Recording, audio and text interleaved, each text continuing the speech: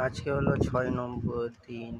১ ২ ৩ ৪ ৫ ৫ ৬ আবার জলটা না, কালকে এই গাছে বেঁচেছি, এই গাছে একটুও জল পাইনি।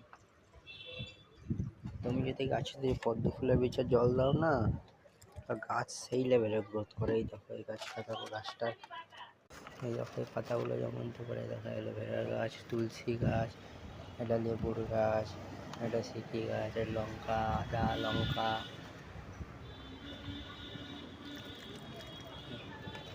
পরিষ্কার হয়ে গেল।